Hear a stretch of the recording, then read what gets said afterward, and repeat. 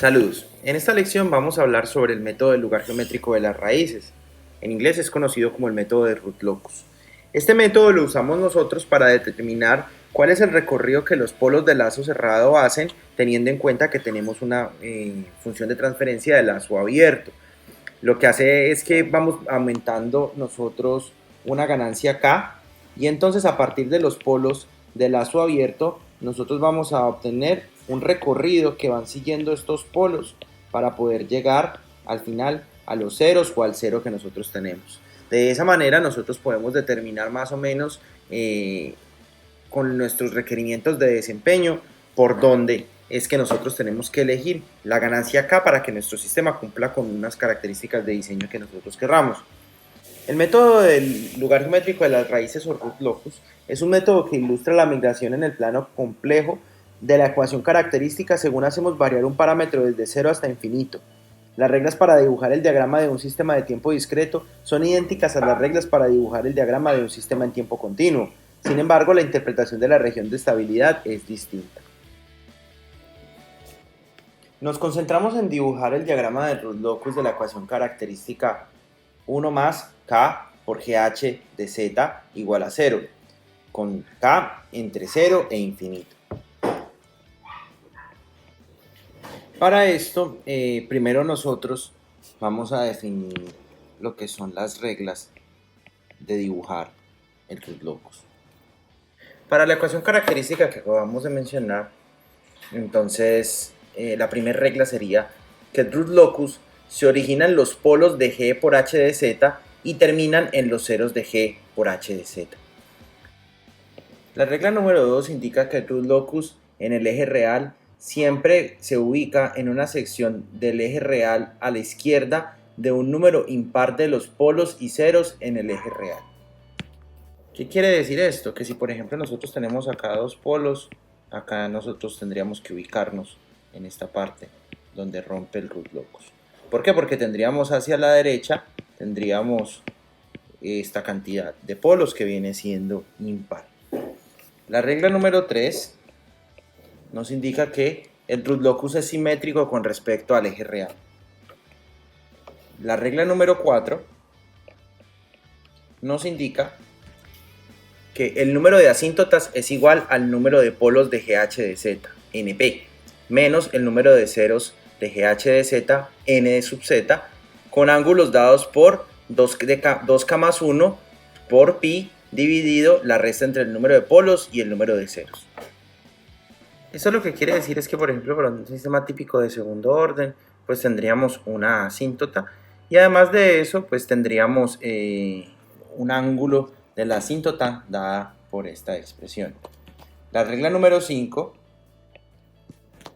indica que las asíntotas intersectan al eje real en sigma, donde sigma es igual a la sumatoria de los polos de GH de Z menos la sumatoria de los ceros de GH de Z dividido la resta entre polos y ceros. La regla número 6 indica que los puntos de ruptura están dados por las raíces de la derivada de GH de Z con respecto a Z igual a 0. Ya con esto entonces tendríamos una noción clara de cómo podemos fabricar nuestros root locus. Antes que nada vamos a aclarar un poco sobre las reglas 4 y 5. Las reglas 4 y 5 lo que quieren indicar es que cuando la diferencia que hay entre el numerador y el denominador van a definir el ángulo que va a tener la asíntota. A veces puede pasar, por ejemplo, que uno tenga aquí como digamos dos polos y por acá tenga un 0 y el root locus haga algo así parecido y este va a ser así, ¿sí? Va a ir a 90 grados. Cuando la diferencia entre polos y ceros es 2, significa que va a pi medios. Si la diferencia entre polos y ceros es 4, pues entonces iría a pi cuartos y esa asíntota que abriría, esa asíntota iría como una cosa como así, como a 45 grados. Y la regla número 5 lo que quiere decir es que esa asíntota, supongamos que están los polos y los ceros acá así, si nosotros ponemos una asíntota de este tipo, pues la asíntota lo que va a definir es el punto en donde está, pero no necesariamente son los puntos de ruptura, porque el punto de ruptura puede hacer esto. Entonces acá es donde rompería, donde pegaría esa asíntota. Más que todo esto es para sistemas donde hay una diferencia más grande que 1 entre el numerador y el denominador. Por lo general, cuando por ejemplo es de orden 1 en el numerador y de orden 2 en el denominador, esta regla da pi, y ustedes saben que pi es un ángulo horizontal, y por tanto entonces la regla número 5 no se cumple. Sí, hay que tener en cuenta eso. Más que todo entonces, la regla número 5 y la regla número 4 nos van a ayudar a nosotros a definir el ángulo que puede tener la asíntota, si viene así, si viene así, ¿sí? O si viene ya completamente horizontal. Y ya se fijan que eso depende completamente de la relación que hay entre polos y ceros. Y además de eso nos ayudaría a dibujarlo porque nos da el ángulo y el punto de corte con el eje. Entonces ya pudiéramos dibujar la asíntota y si vemos el root locus lo podemos poner que siga más o menos esa asíntota. Ahora vamos a ilustrar mediante un ejemplo. Vamos a hacer un root locus básico en el cual aprendamos cada una de las reglas que queremos ejecutar. Vamos a estar yendo y viniendo para ver cada una de las reglas. El ejemplo que vamos a usar, vamos a definir una función de transferencia dictada por g de z por k por z más 0.9 dividido z menos 1 por z menos 0.7. En este caso en particular vamos a ignorar esta que está aquí y vamos a dibujar el root locus de esa función que ustedes ven. Pero entonces primero pues vamos a basarnos en las reglas. Vamos a empezar por acá, vamos a poner entonces, vamos a hacerlo grande, vamos a poner entonces acá el eje complejo de esta manera. Permítanme, vamos a bajarlo un poco y vamos a dibujar también nuestro círculo unitario que nosotros queremos. Uy, esto me quedó muy feo. Vamos a dibujar nuestro círculo unitario. Vamos a tratar de que nos quede lo más centrado posible. Y ahora vamos a cambiar el estilo. Vamos a ponerlo aquí que quede punteadito y que nos quede gris, que es nuestro círculo unitario. Y ya basados en esto, entonces vamos a comenzar a ejecutar cada una de las reglas que se les ha dicho en la parte de arriba. Vamos a ir primero con la regla 1. La regla 1 me dice a mí que el root locus se origina en los polos de GH de Z y termina en los ceros de GH de Z. Tenemos que los polos están, vamos a poner los polos en 1 y además de eso los polos están en punto 7. Entonces 2, 4, 6, 7. Vamos a decir que más o menos punto 7, pongámoslo por acá. ¿Sí? Entonces vamos a escribir aquí que esto es 0.7 y esto es 1. Ahora, termina en los ceros y los ceros el 0 está en menos punto 9. Menos punto 9 está por este lado, por aquí, digamos. ¿Sí? Menos punto 9. Entonces es igual a menos 0.9. Y entonces ya podemos seguir con la regla número 2. La regla número 2 dice que el root locus en el eje real siempre se ubica en una sección del eje real a la izquierda de un número impar de polos y ceros en el eje real. ¿Qué significa? Vamos a contar. Números impares. Acá tenemos un polo y va a estar entre una región en la cual tenga a la derecha números impares de polos y ceros. En este caso, nuestro root locus se va a ubicar aquí. Aquí no se va a ubicar porque tenemos dos polos. Y aquí sí se va a ubicar porque entre polos y ceros tenemos 3. 1, 2 y 3. Entonces ya pudiéramos prácticamente decir y señalamos que nuestro root locus está por acá y nuestro root locus está por toda esta región de aquí. ¿Sí? En alguna parte de entre esos dos va a haber un punto de ruptura, que es el que nosotros necesitamos encontrar. Ahora vamos a ir con la norma 3, el root locus es simétrico con respecto al eje real. Eso no hay problema, eso lo sabemos. La norma número 4 dice que el número de asíntotas es igual al número de polos menos el número de ceros. Tenemos 2 y 1, entonces hay una asíntota nada más y el ángulo viene siendo pi sobre 2 menos 1, que es pi. Por tanto, esa asíntota es como así.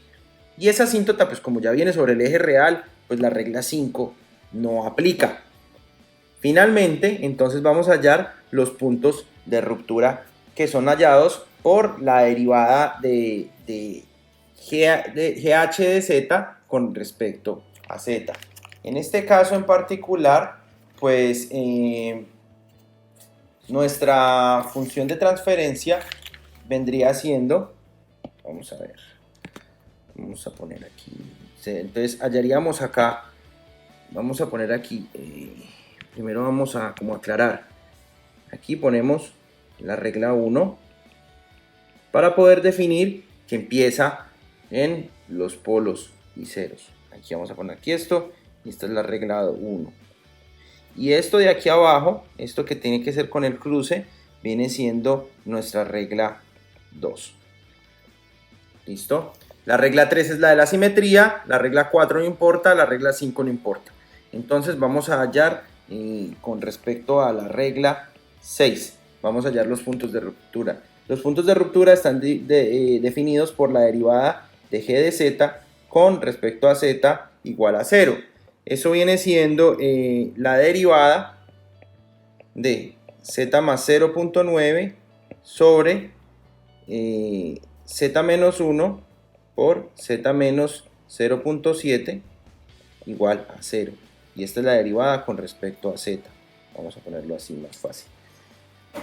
¿Ok?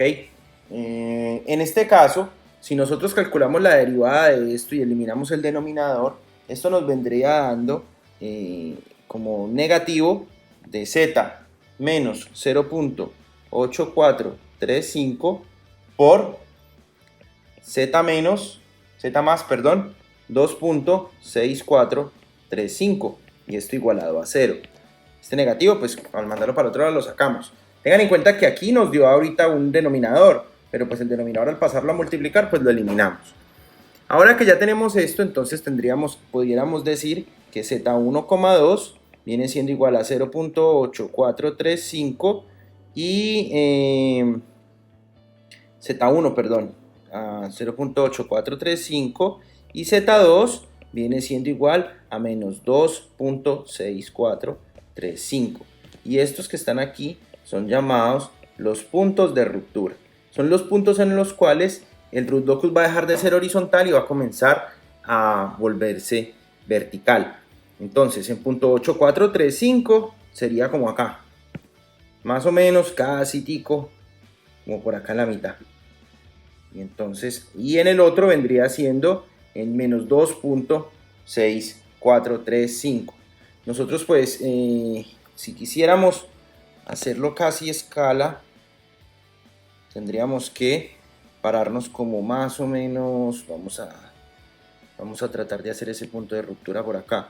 Esto viene siendo 1, vamos a hacer el punto de ruptura. Yo sé que no es exactamente a escala, pero lo vamos a poner como por acá, el otro punto de ruptura. Y este viene siendo 0.8435, 0.8435, y el otro viene siendo menos 2.6435. Y estos vienen siendo dados por la regla número 6. La regla 6, y este por aquí también viene siendo dado por la regla 6. Bueno, entonces ya tenemos por dónde empieza, por dónde termina. Asumiría yo que entonces este root locus va a hacer esto y va a hacer esto. Pero todavía nos quedan diferentes elementos que podemos hallar. En este caso, si nosotros hacemos esto, pues vamos a ver que hay unos puntos por acá de ruptura que son los que nos interesan para poder seguir graficando. Puntos de ruptura no, puntos de cruce. Sin embargo, vamos a ver qué podemos hacer acá. Sin embargo, vamos a poner esto por acá. Vamos a tratar de hacerlo un poco más pequeño para que nos quede espacio. Sin embargo, nosotros podemos hacer como el intento de hacer nuestro root locus, más o menos una cosa aquí así. Uy, esto me quitó. Como una cosa así. Entonces yo pudiera más o menos como ubicar mi círculo en esta parte vamos a ponerlo aquí, y lo pudiera estar como creciendo.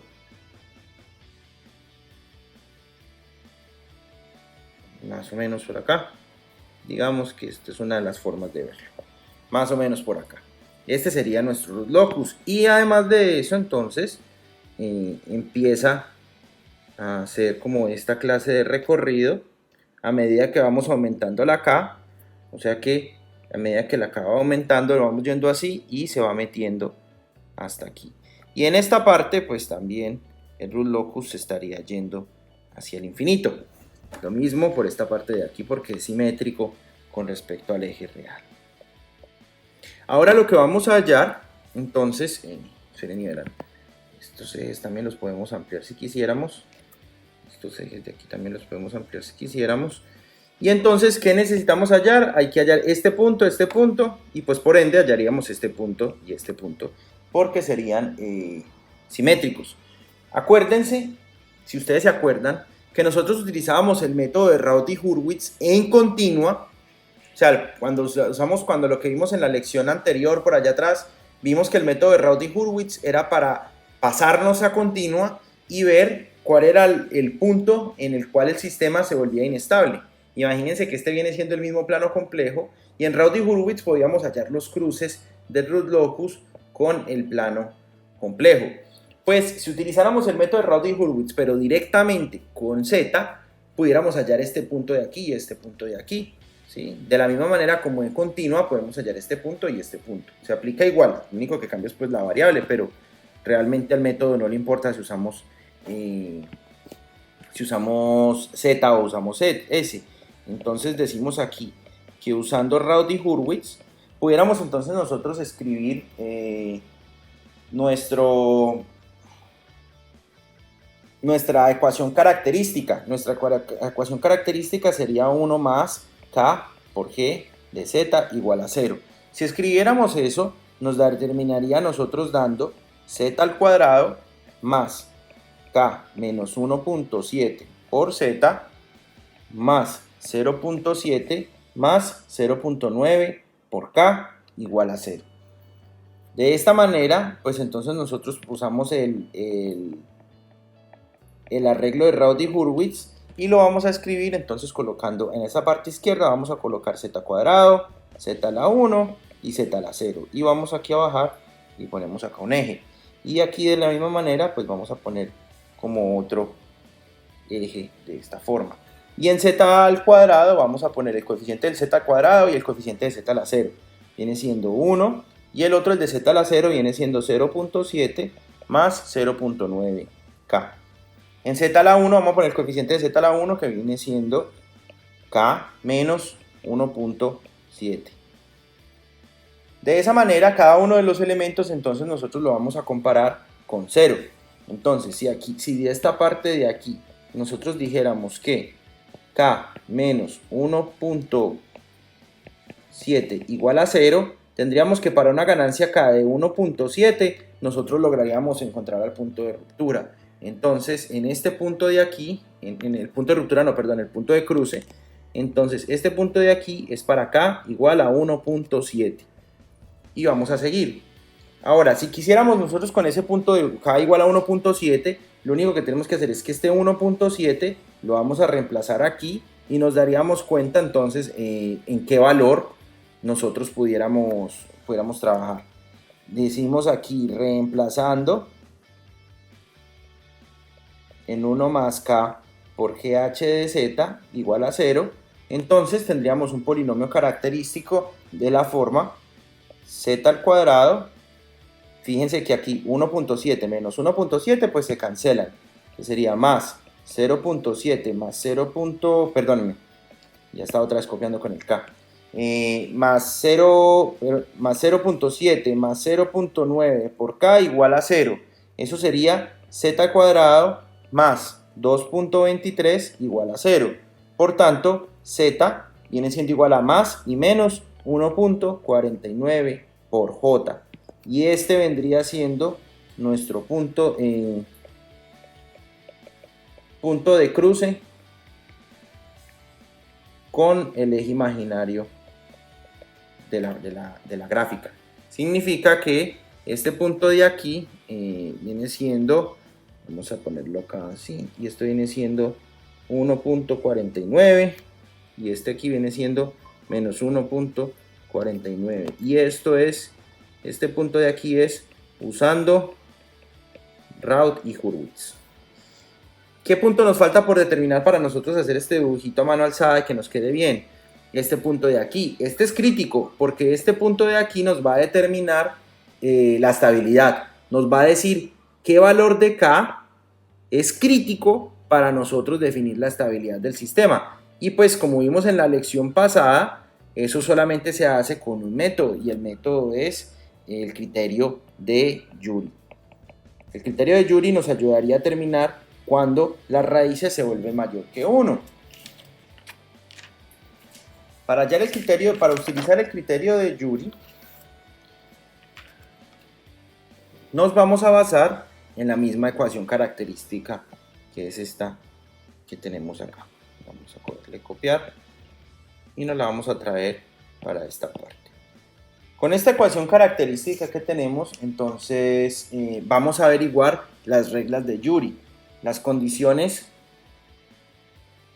vamos a poner aquí las condiciones de Joule. Acuérdense que si es un grado de orden, si es una ecuación característica de orden n, van a haber n más 1 condiciones. La condición 1 de Joule, es que Q de menos 1 tenga que ser mayor o igual que 0. Y Q de menos 1 es igual a 1 más K menos 1.7 más K menos 1.7 más 0.7 más 0.9. Y esto debería ser mayor que 0. Por tanto, 1.9 por K tiene que ser mayor que 0.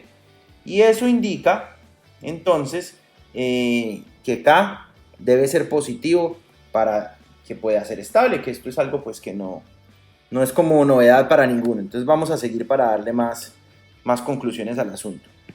La segunda condición es que menos 1 elevado al orden, que es al cuadrado, por Q de menos 1, tiene que ser mayor que 0. Entonces, Q de menos 1, menos 1 al cuadrado, disculpen, este aquí no es Q de menos 1, sino que es Q de 1. Puse a mirar la otra norma. Ahora sí, Q de menos 1, entonces aquí tendríamos que, esto es 1 menos K más 1.7 más 0.7 más 0.9 por K, esto debe ser mayor que 0. A fin de cuentas, esto nos tendría que dar 3.4 menos 0.1K mayor que 0 y 3.4 sea mayor que 0.1K. Por tanto, K tiene que ser menor que 34. Bueno, ahí ya más o menos vamos como teniendo ya una noción. Vamos a aplicar el tercer criterio, la tercera condición. La tercera condición a nosotros nos exige que el valor absoluto de A sub 0 sea menor que A sub n. Y como es de orden 2, pues fácil porque ya tenemos la forma de determinarlo rápido.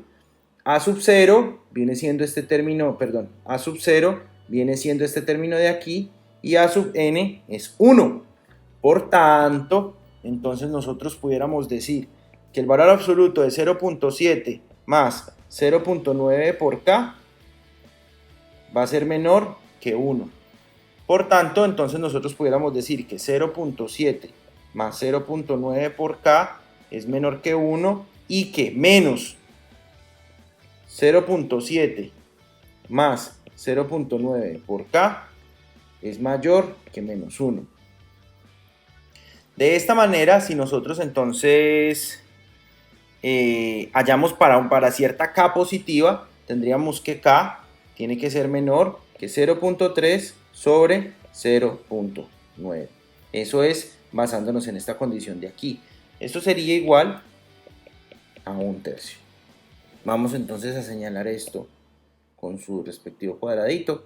Y entonces vamos a definir que para la estabilidad nosotros tenemos que definir entonces un rango en el cual quisiéramos que esto fuera estable. Para la estabilidad entonces definiríamos que 0 sea menor que K, menor que 1/3. Ahora, vamos a ver dónde entra el asunto. Necesitamos ver la estabilidad marginal. ¿Por qué la estabilidad marginal? Porque la estabilidad marginal es la que nos define en qué punto el sistema dejaría de ser inestable. En otras palabras, en qué punto el sistema pasa de estar estable a ser inestable. ¿Okay? Vamos a continuar entonces aquí abajo.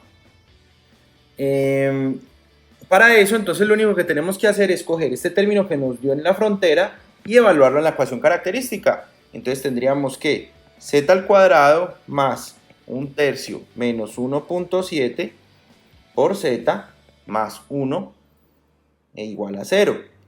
Por tanto, tendríamos que las raíces de esta cosa sería z1,2 sería igual a 4.1 sobre 6 más o menos la raíz de 4.1 sobre 6 al cuadrado menos 1. Y esto vendría siendo igual a 1 con un ángulo de 46.89. Si fuéramos a definir esto entonces a z1,2 en términos de números reales, esto sería igual a 0.6833 menos 0.7301 y obviamente aquí con j. Con este valor o con este valor lo pudiéramos hallar. Si tuviéramos como una escuadra o ¿cómo se llama eso? Para medir ángulo, nosotros entonces pudiéramos usar este, que es como el transportador, creo que le dicen. Y aquí este de acá nos serviría pues para hallarlo en términos de coordenadas. Entonces, este numerito que está aquí, este numerito chiquito que está aquí, vamos a coger y lo vamos a pegar acá. En este punto de aquí es el punto en donde nos interesa saber el punto de corte, el de estabilidad. Es este puntico de aquí. ¿Sí? Y esto se hace utilizando Joule. Perdón, este de aquí sería positivo. Y para el ejemplo que nosotros tenemos acá abajo, pues sería más y menos ese valor. Ya con eso tendríamos todo lo que tiene que ver con root locus. Ya sabrían entonces ustedes cómo hacerlo. Ya en la asignación pues aprenderían cómo es para hallar todos estos criterios. Y entonces ya cambiaría el diseño de esto. No necesariamente es un círculo perfecto, pero pues tiende a ser un círculo perfecto por lo general. Y esto es como un poquito como más deforme, ¿no? Pues puede coger como unas formas como así. Pero lo hacemos con círculo pues para que lo vean un poquito más claro. Ya con esto cubriríamos todo.